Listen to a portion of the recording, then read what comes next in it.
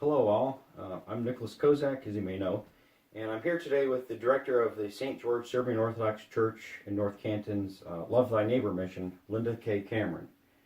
Linda, could you tell me a little bit about the mission? Absolutely, Nick. Our mission is in service to the struggling families in the Stark County area. Upon request, we provide a 2-bushel laundry basket, and it's filled with just about everything that most struggling families with low income can't really afford to buy normally. Paper products, household cleaning products, laundry products, personal care products, baby care products, just about everything that food stamps doesn't cover. We do this upon request from different organizations that assist struggling families, churches, schools, and other organizations that assist low-income families. Over the last couple of weeks, I've noticed that you're really doing all this organizational operations by yourself. Well, you don't seem to have much backing of the church members, and you're doing just a lot of work by yourself on your own time, aside from your own job. Well, the church as a whole does participate in that. They donate money in a collection jar that we keep at the church. They intermittently bring in items that we need in our pantry to fill the baskets from. There's a lot of behind-the-scenes work, such as outreach work, going out to organizations and schools and making them aware that we give this service and how they can participate in it. Delivering the baskets, because we do not have direct contact with the families. Say you're a high school principal and you have a student whose family is struggling. You can refer that family, fill out one of our referral forms and send it to us. We make up a basket specific to that family dynamic, and then you must come and pick it up and deliver it to that family, or they can pick it up at your school. We don't have direct contact with the people. It's pretty much anonymous. One of the problems that I have is that baskets have a lot of items in them, and they get very heavy. I'm unable to carry them and deliver them myself, so finding people who can deliver them to the places for me is a problem. So currently I have to have people come to the church and meet me at the church, get the basket from there, and take it to the family. The people that do help me at the church currently, most of them work Monday through Friday, day shift, and that's when I need volunteers to do these things. That's when the schools and the places are open that you have to make the contacts. So that's a challenge. Another challenge is I've gotten calls over the last couple of years intermittently from organizations, teachers, what have you. I have this mother and her 2 kids here. The children attend our school, and they really are in a bad way right now. They need a lot of help. Is there anything you can do for them? They don't have a place to live right now. They're homeless. So it's come to my attention that there's a great need to serve the homeless in this community. And how do we go about doing that? They can't really take a laundry basket from place to place with them. It would have to be something portable that they can carry on their person. So that's one of the things that's been on my heart, is to try and serve this part of the community as well. Well, Linda, I think you're in luck, because I've come up with an idea, and it's what I'm calling the blessing bags. Now, as a student, I know, of course, we all carry around our own backpacks, right? So people who are out on the streets obviously can't carry, as you've mentioned, can't carry around a big laundry basket. And so I'm thinking that we can supply homeless individuals, all men, women, and children, because homelessness affects everybody, really. Travel backpacks that they can wear and carry around just items that everybody would need, from personal hygienic items to notebooks, to pencils and papers, to candles, to keeping oneself warm, to hats and gloves, especially for the coming winter months that we've got now, to mess kit type items, water, and all the basics that we all take for granted, these people lack. So I have come up with this process that we're going to use with the church. We're going to collect travel size items such as shampoos, soaps, toothbrushes, razors, and all these items. We're going to collect them from the church members, or church members can make a check out to us or give us a cash donation, and we will go and use that money to get travel size items. With the intake area that you've got for storing inventory for your love baskets, I think that we can also store the inventory for these blessing bags in the same area, and we can assemble them on an as-needed basis as we go along over these next months and years, hopefully, as long as we get the church to adopt this organization at large, which we're going to talk about further. That's a good idea. And the bags don't even have to be new. I noticed a lot of times going through department stores like Target, they have and Walmart, they have clearance aisles or clearance racks, and sometimes after the opening of school, and when the leftover book bags are marked way down.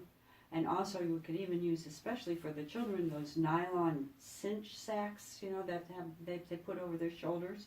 Right. Those would be perfect for children's items for the children to carry around in. We could even approach high schools, the senior classes in the spring, and tell them about the mission, and this is a way that they can donate their slightly used book bag when they graduate and go on to college, because they're going to get a new one. And we could use the used ones instead of them going in the trash and taking up the landfill. That would be a good idea too. We could even maybe get the church's youth group to come in and help us fill some ahead of time, so if somebody needed so many bags, we would have some on stock already filled with items to give out. That's a good idea. It is.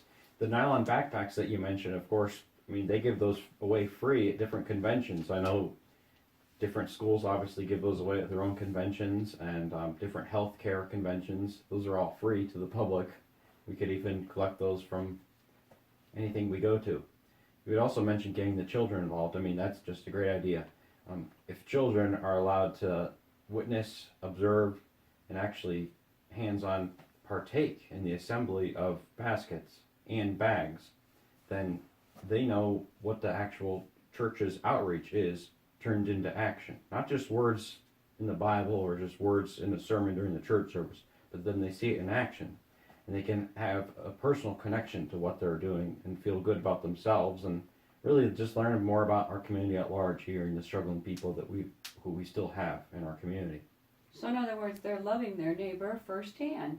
They are, and that obviously goes firsthand with our mission, which cites Mark 12:31, which is, "Thou shalt love thy neighbor as thyself.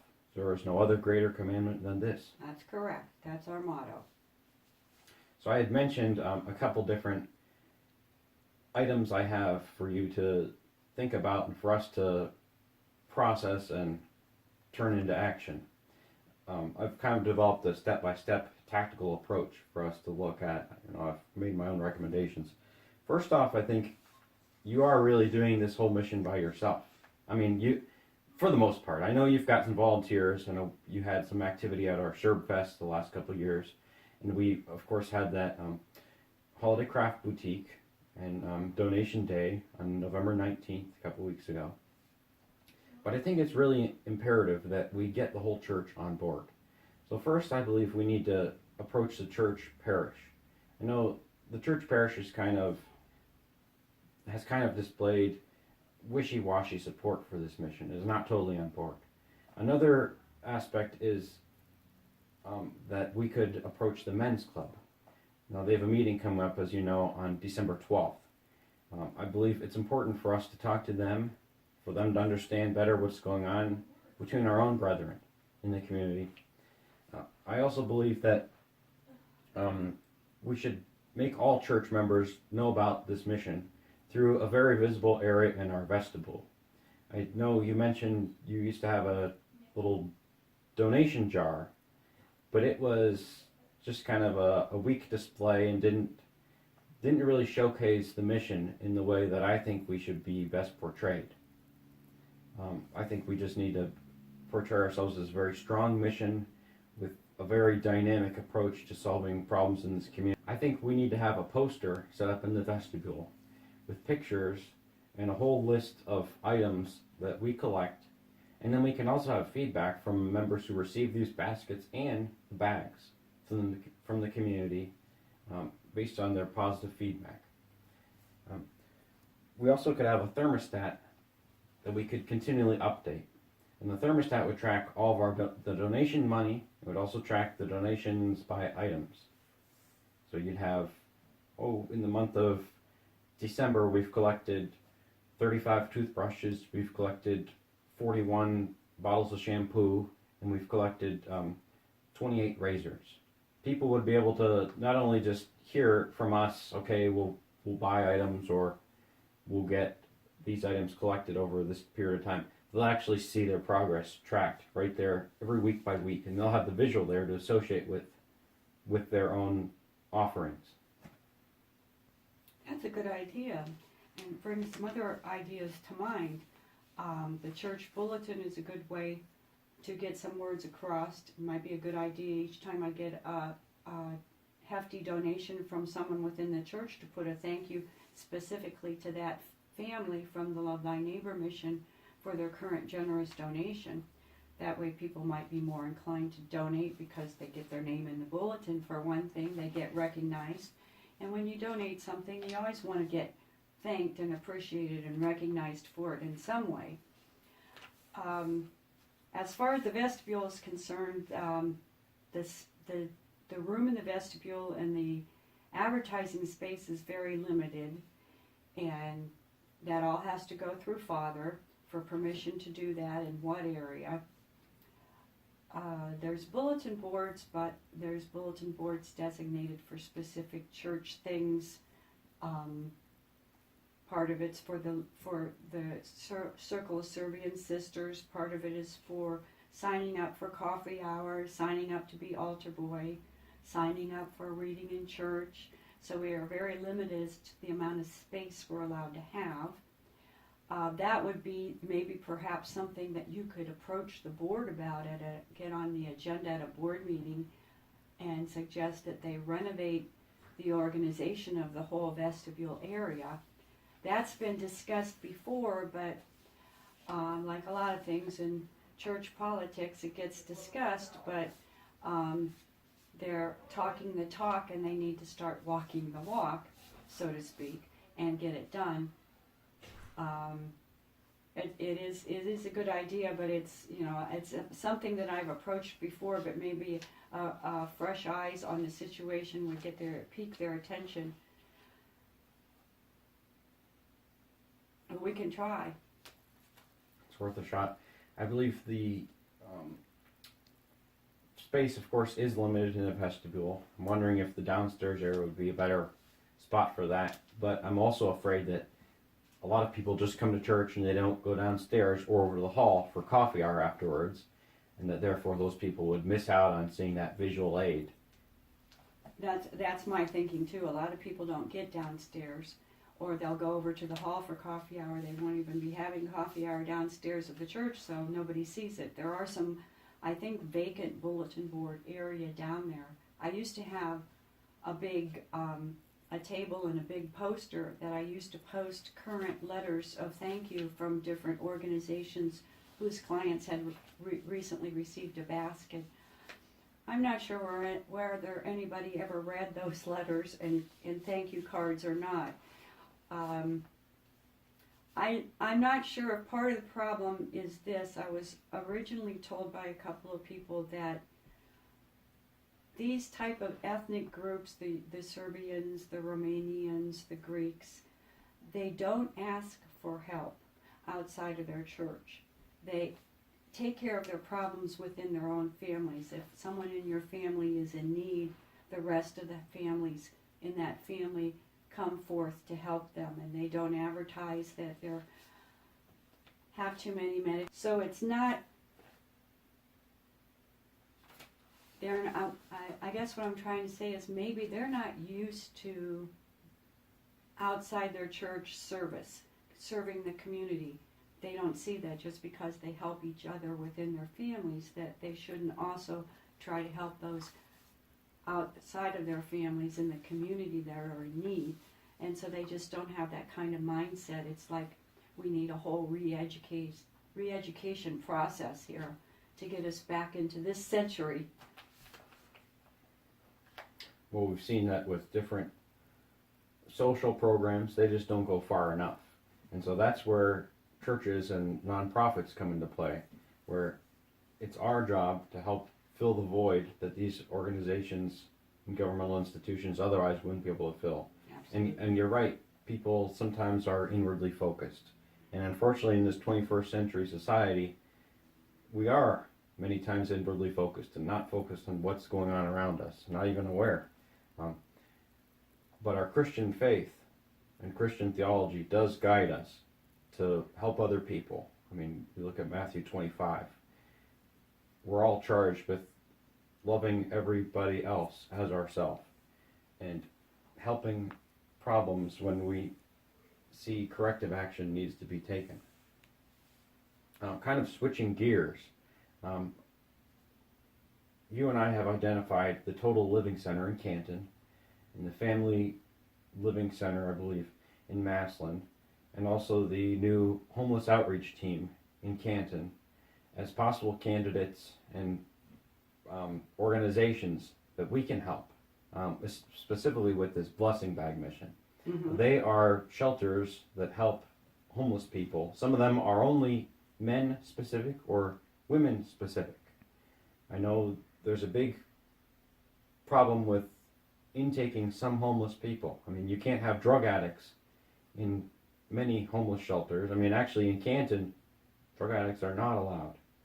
You're not welcome there. Or an alcoholic. He or she is not allowed. Many homeless shelters are just for the women or just for the men. And so if you're a married couple, many couples actually have to be split up. And one has to go to one place, one has to go to the other place, and that's how it is. Also noteworthy is the fact that shelters only allow individuals to sleep there for either 60, 90, or even 120 days. I mean, these aren't permanent fixes for this big prevalent problem. And then they're back out on the streets again, that's correct. Mm-hmm. They might be able to stay at one shelter for, say, 60 days. They might have a shelter in another part of the county that has room, and they can go there for another 30 days or another period of time. But the other shelters might be full as well. Therefore, that individual has to be back out on the streets. And we have to remember that there are a lot of individuals who, for mental reasons, say veterans, who have post-traumatic stress disorder and other people with other mental conditions, that they can't cope being inside in an organized housing like that with other people.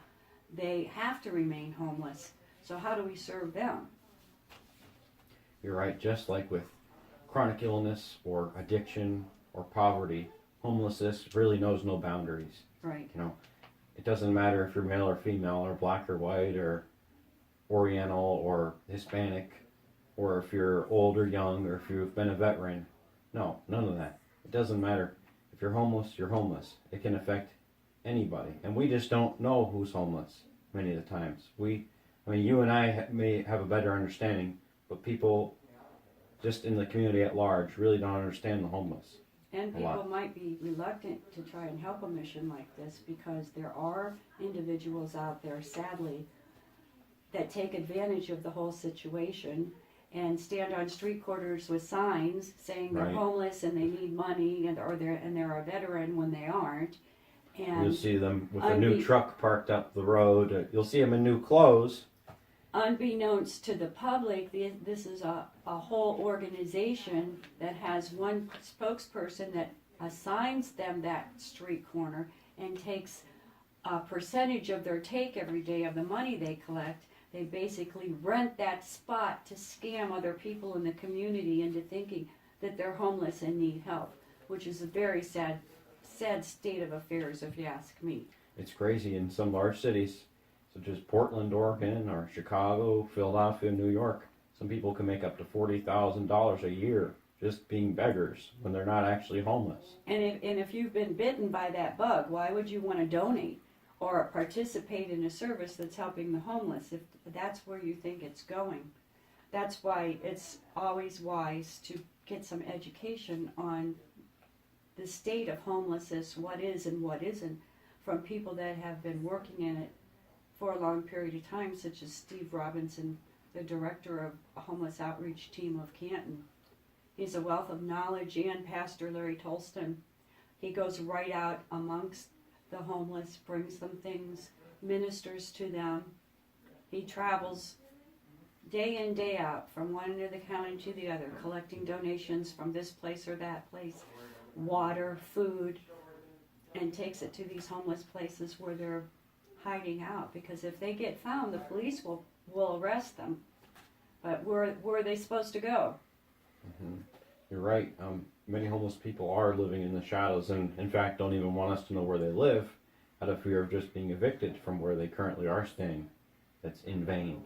Homelessness is really, I think, a reflection of societal problems and faults at large. We've seen many people fall through the gaps, and our society still has, although it's made great progress over the last 30, 40 years with homelessness, homeless numbers have just plummeted.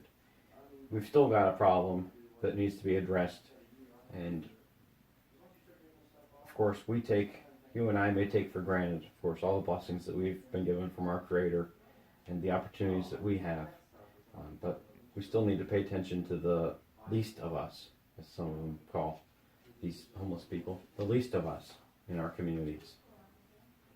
That's what Steve Robinson calls them. And they certainly are. Well, you've given me some good suggestions here, Nick. We're going to have to start working on this. We need to make arrangements to be speaking to the men's club on the 19th. Maybe we can get Mr. Robinson to come and speak too, and educate the men of our church about the homelessness dilemma and who is homeless and who actually isn't homeless.